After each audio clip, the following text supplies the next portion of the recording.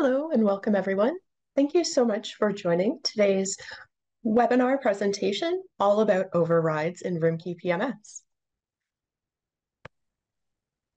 So the outline for our presentation today, we'll be going through a few introductions at the top, then we'll jump right into looking at policy overrides, rate restriction overrides, and group rate overrides. We'll talk about when you can start using these tools, and then we'll wrap up with a summary and Q&A towards the end of our presentation today. So jumping right into our introductions, my name is Tasha Leclerc. I'm a trainer and implementation specialist with RoomKey. Joining me today, I do have our Director of Customer Experience, Mr. William Tam. So I'll be directing today's presentation, the slides on screen, as well as any demonstrations live. William will oversee the chat and Q&A functions inside the webinar presentation today. So if you do have any questions as we're going through the presentation, go ahead and click on the Q&A button. That will allow you to type out a question. William will be able to answer. And if there are any remaining questions, that's where we can use that time for our Q&A at the end of the presentation. A couple more things about today's webinars. It is being recorded. You might have heard that announcement at the beginning of this presentation. A copy of the recorded webinar will be made available on our support website.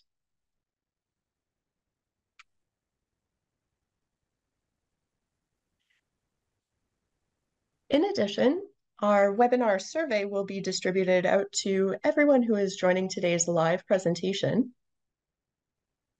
And lastly, our next webinar presentation for April will be covering the ERES booking engine.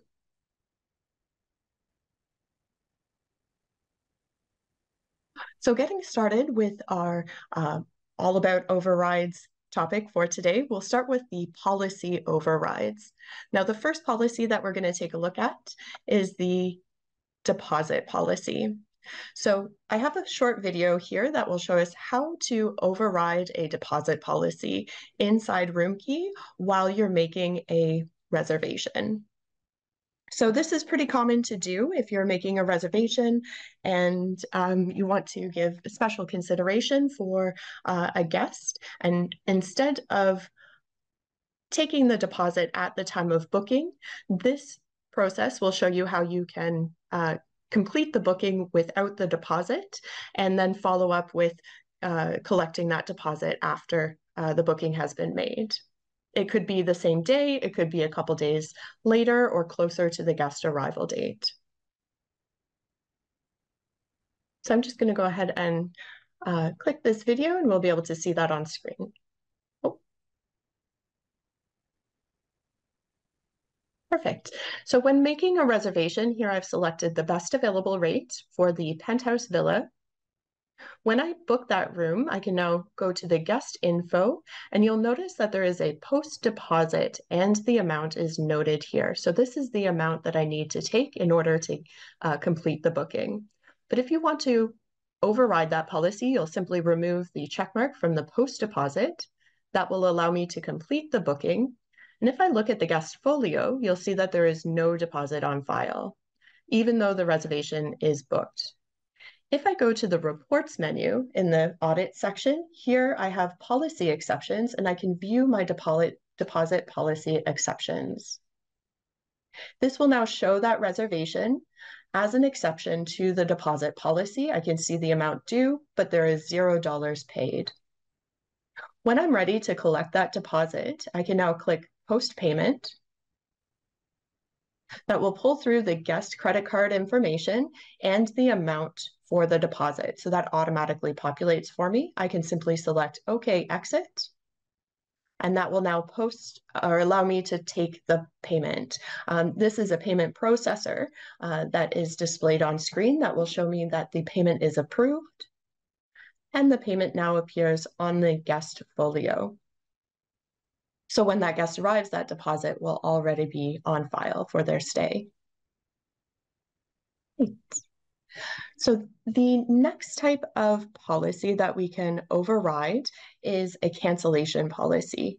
Now, in order to override a cancellation policy, you do have to have a specific permission enabled on your clerk ID.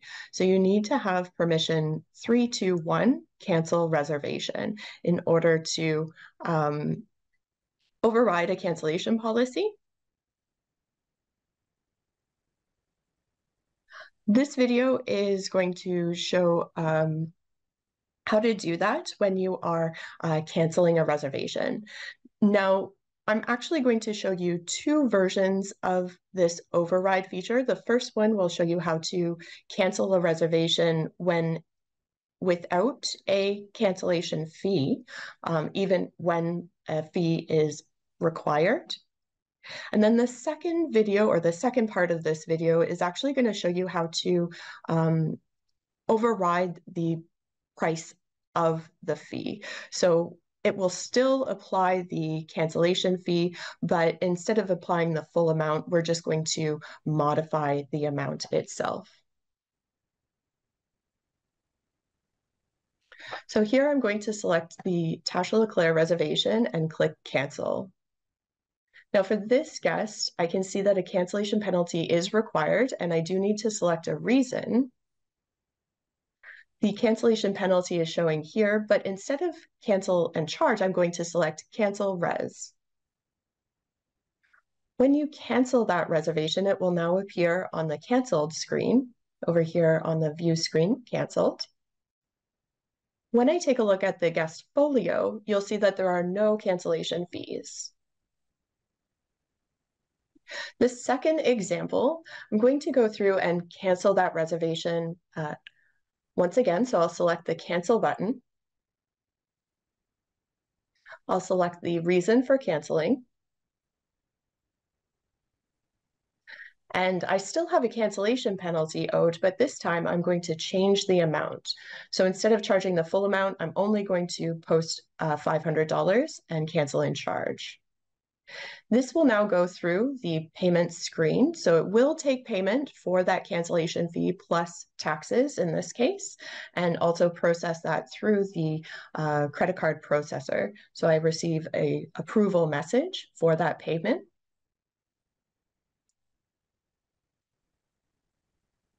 And now when I look at this reservation on the canceled screen, we'll go ahead and take a look at the guest folio. You'll see the cancellation fee has been posted with taxes and the payment has been processed. So if I go to the reports menu, take a look at the audit section and these policy exceptions, this time I'm looking at the cancellation policy exceptions. I'll see that this reservation does still appear on the cancellation policy exceptions because I did not take the full amount. I only charged a portion of the amount due. So that gives you an idea of a couple of ways that at the front desk and at the reservations level, you are able to override a couple of the policies that are set up for the database, whether it's a deposit policy required at the time of booking, or if it is a cancellation policy or a modification of the cancellation policy at the time of cancellation. Great.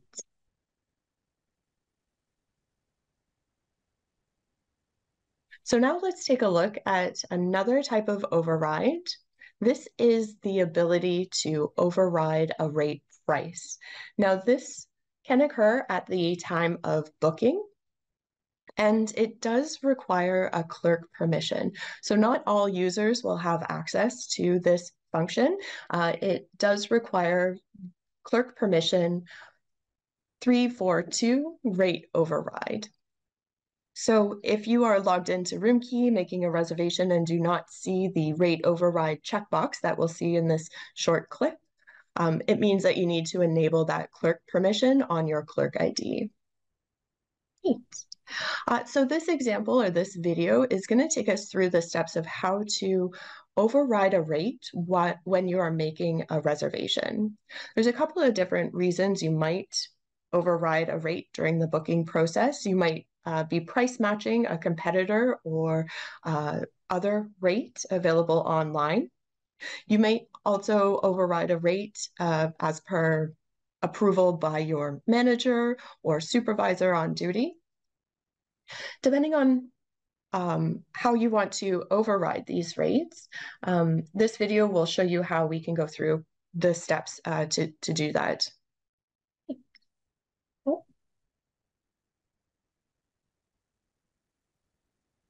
Great. So here I am making a reservation for a guest. When I select the rate, what you'll notice here is that the rate for the best available rate is at $420 per night.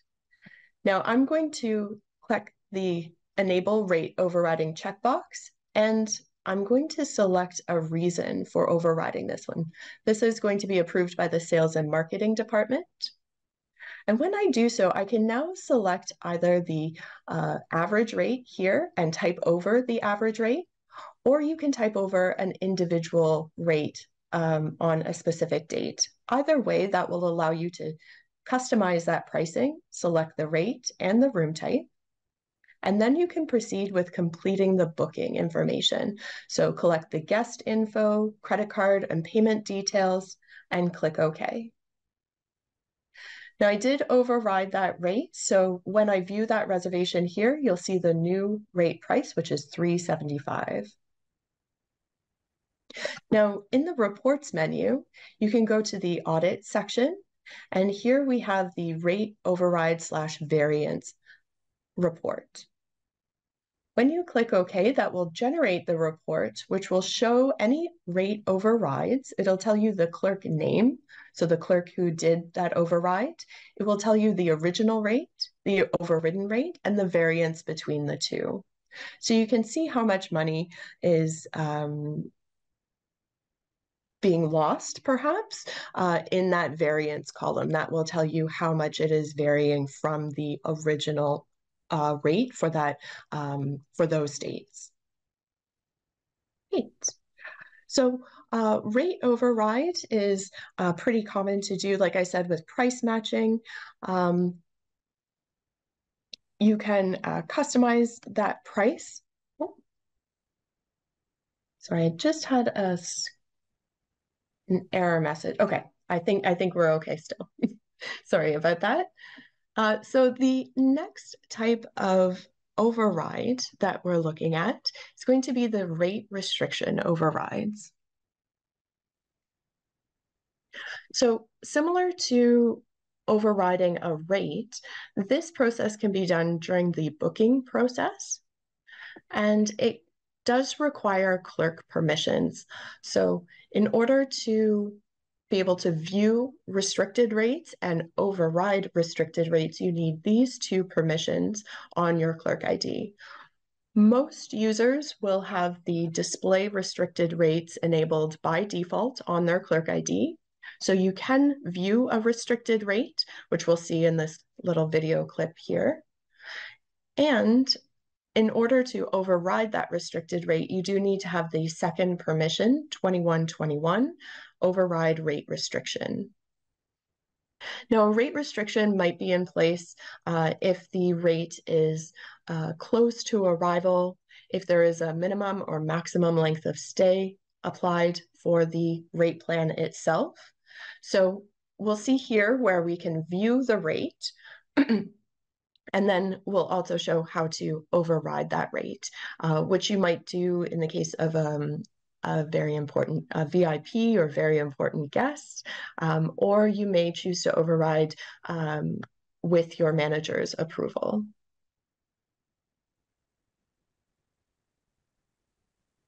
Okay. So I'll just go ahead and show this video here on screen. So again, we're making a reservation. This time the reservation is for 6 nights. And when I go to look at the rates, I see I have a weekly discount rate, but it appears in bold red. At the top of this column, I can click to view restrictions, and that will show me any restrictions that are applicable to this rate. I can see the icon shows me that this is a minimum stay of 7 nights. So because this booking is only 6 nights in length, when I try to select this weekly discount, I get a warning message telling me that I need to enable restriction overriding.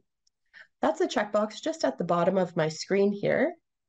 Once I click that checkbox, I can now select the restricted rate. I can book the reservation with that restricted rate. And on the guest info page, I can complete the booking information and click OK.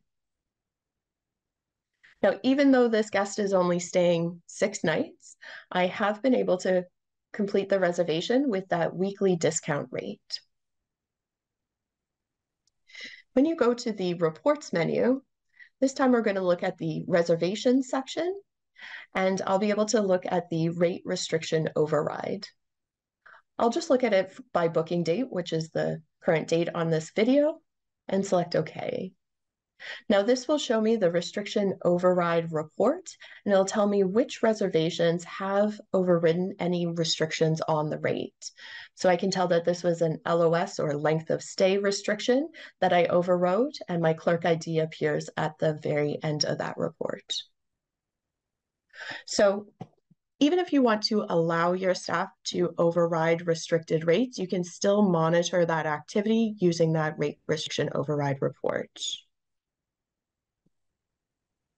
Triple.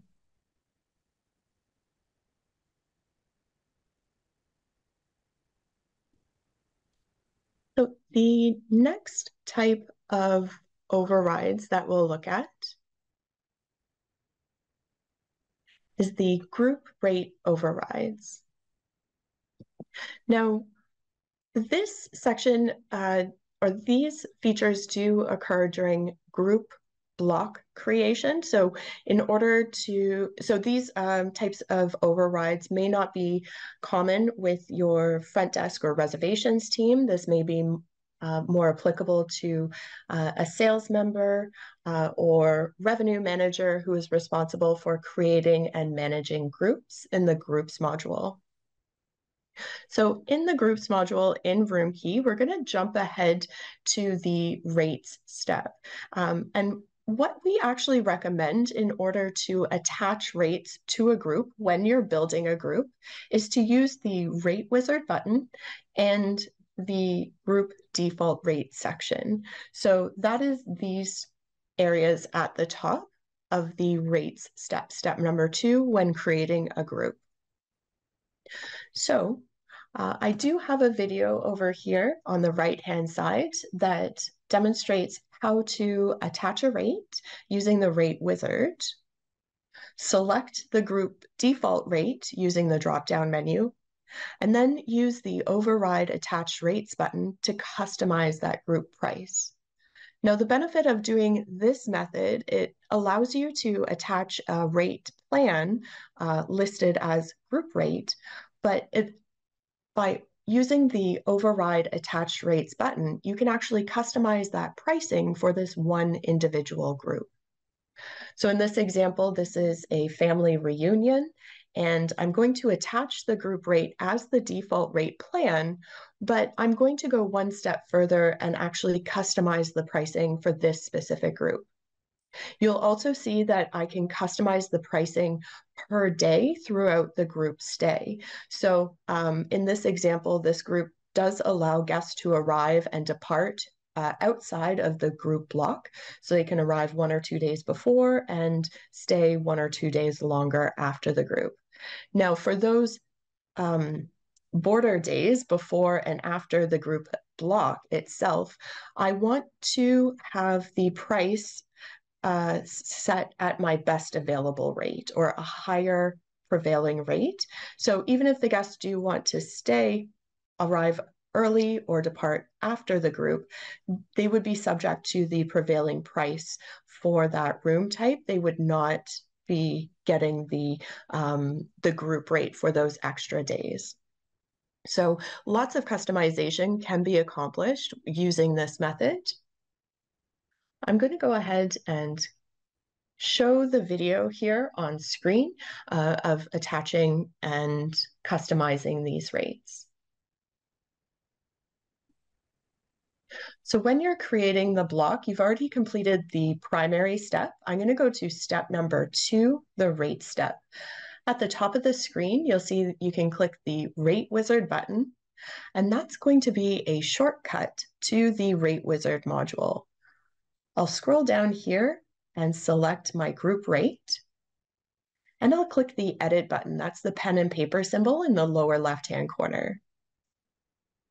When I edit this rate plan, at the top of the screen, you have a Groups tab. This is where I can attach this rate to a specific group. When I expand this list, I'm going to select my family reunion, and I can also make this available through the hotel website or eRes when I select family reunion here as well and click the Update button. Now I can simply close out of the Rate Wizard, and at the top of the screen, I will now see I have a drop-down menu where I can select the group default rate. I click Post, and that now attaches that group default rate for this block, and it allows me to now override the attached rates. When I click Override, at the top of the screen, at the bottom of the screen, I can see what the rates are currently set at. And at the top of the screen, I can indicate which rates I want to change. So I do not want to change the pre-arrival or post-departure dates. I just want to affect the dates of the main group block. And here in the center of the screen is a rate grid that allows me to type in the custom price for those group block days. And I can also select or remove or omit certain room types. Here I will omit those PH room types and only apply this change to my standard rooms and click Save.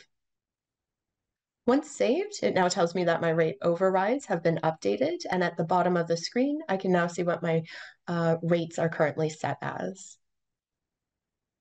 Now, of course, if you do make any errors, you can remove overrides, and that will reset back to the group rate as attached, but I want to keep those. So I'm just going to close that window, and I can now move on to the block step and complete my group. When you move to the block step, you will now see the pricing and custom pricing has updated for each room type. So here's the 169, 179, 194, etc. But you'll notice that it is lower than the pre-arrival dates. So that is the method that we recommend to use, using the Rate Wizard to attach the group to that particular rate plan, in this case, group rate, and then using the override, the group default to select the group rate itself, and then override attached rates.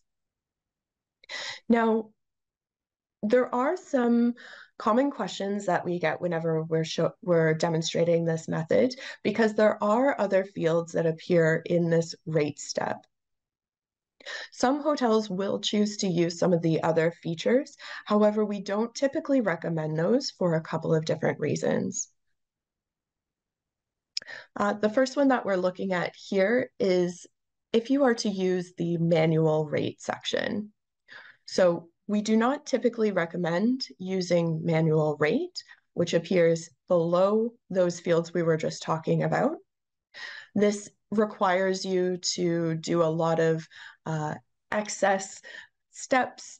It requires you to attach pricing and individualized pricing per room type. So a couple of the other limitations of using this manual rate. First of all, you'll see that you cannot access that override attached rates button. So it doesn't even appear available when you use that manual rate fields on this page in the groups module. The other drawback of using a manual rate or this manual rate section is that it will affect your reporting for your rate plans.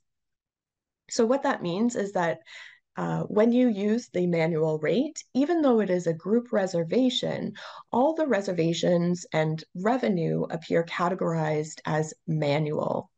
So that can be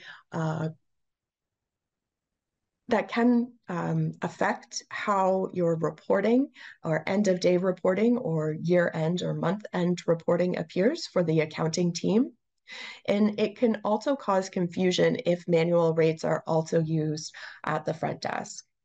So manual rate, like I said, we don't typically recommend it, even though it does appear here as a default option because manual rate is always available for reservations. But when you are creating a group, we want to ensure that your rates and revenue are categorized accurately for reporting purposes.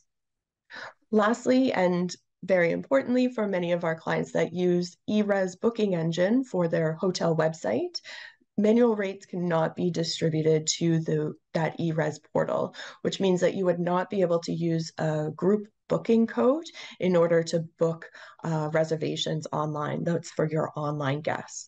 So it really does limit some of the functionality for distributing groups and collecting that group business from those guests. Now, another type of method that we see from time to time is manually attached rates. So again, here in the rate step, on that same screen, there is a lower half of the section here where it shows attach rates on the left-hand side and available rates on the right-hand side. Now, there are some properties that will choose to select rates from the right-hand side, the list of available rates, and manually move them over to the left-hand side. So that's what I've done here, or kind of shown here so far, is from the right-hand side, I've selected the group rate. I click the black arrow to move that over to the left-hand side. I have to select that group rate down here as the default from the drop-down menu, and then I have to click post. Now that only applies for this one room type here. In this case, it is selected as the DK. So that means that each room I want to make available for this group block, I have to repeat that process. I have to select on the right-hand side, move it over to the left-hand side, select the default rate, click post, and then repeat that process for each room type. Now, that does become quite tedious. And the other thing you'll notice is that it limits my ability to access the override attach rates button as well. So we don't typically recommend this method because it is so tedious and it does not allow you the flexibility of using that override attach rate. So even though I am attaching the group rate, I'm not able to customize it for this one group. And it's going to apply for all pre-arrival and post-departure days as well. So a couple of those drawbacks really kind of inhibit the functionality that you have with using that manually attached rate. The other thing too is that you'll notice I don't have the ability to select, I can only select one default rate. I can move the other group rate that is distributed to the hotel website over. And again, that's just going to be even more clicks to move that over to the left-hand side. But I can only select one default rate in this group rate lower field in the bottom left corner there. So I have another example of another method that we do come across when creating groups. And the last example I'll show that is available, but we don't typically recommend doing this by default, and it is attaching the group client type directly to the group rate.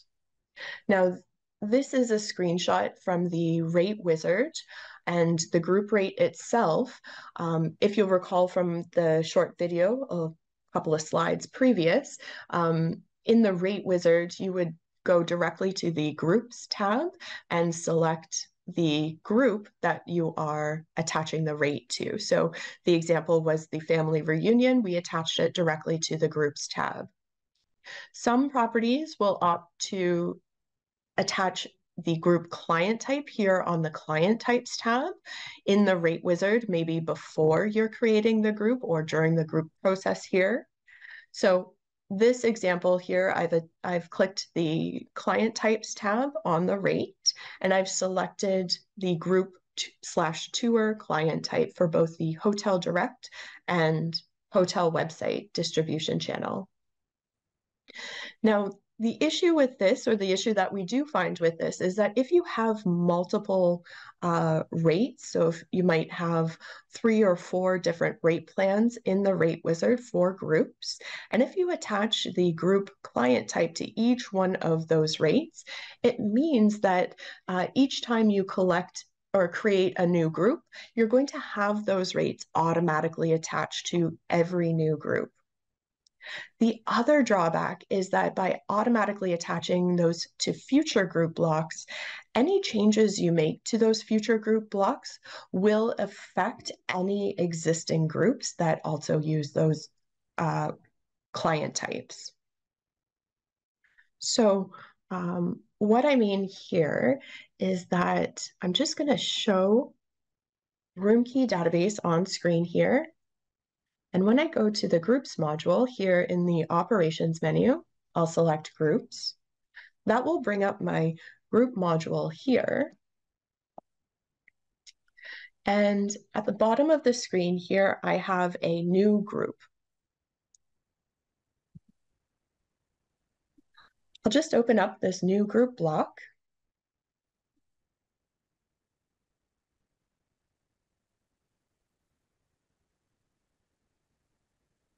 There we go.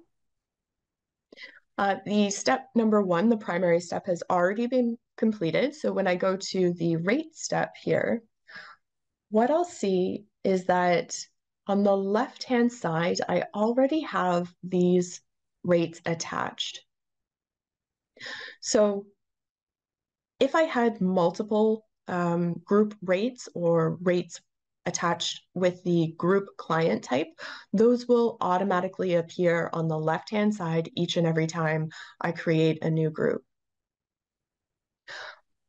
For this particular group block, this new group block that I'm creating, I don't want to have any of these attached. So what it means is that for this new group, I have to go through the tedious process of selecting the rate and removing it for each room type. Click Post.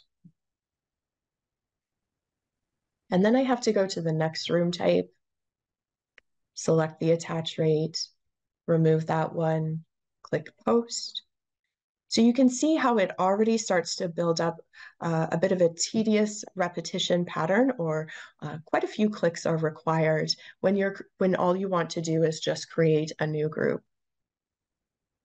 The other thing that it will do is that by removing that information, if I go back to any established groups, or if I make any changes to this group rate itself, it will affect any other groups that have the group client type itself. So let's say I create another new group, it's going to automatically add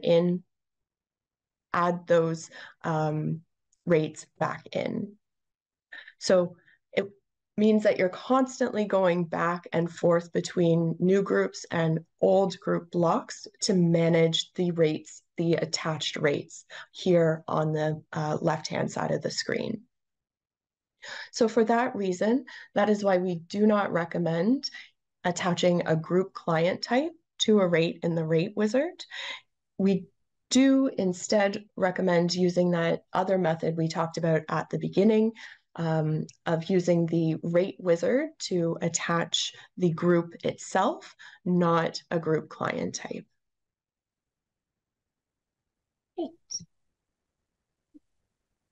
So I'm not going to go into too much more detail about groups. I know that that's a very common topic. We do have a groups training webinar that was created earlier. So if you'd like to check that out on our support website, that's available alongside all of our other webinars directly on our support website there. Great.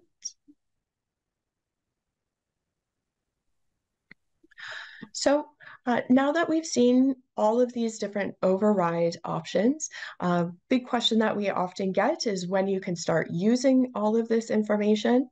And I'm happy to confirm that you can go ahead and get started right away. All of these tools are standard within each and every RoomKey database. Just be mindful of a couple of the features that we talked about that do require a clerk permission to be enabled on your clerk ID.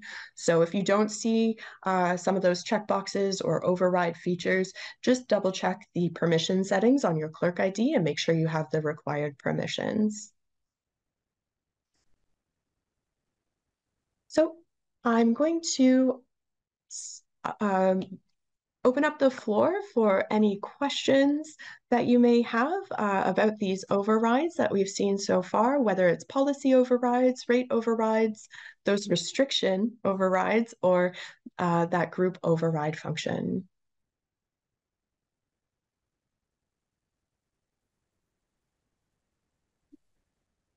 Great. So it looks like there are no more outstanding questions. I'm going to go ahead and wrap up our presentation for today. So thank you everyone for joining in for our All About Overrides webinar. Look forward to presenting again next month for our next topic, ERES Booking Engine. Thank you everyone. Have a great day.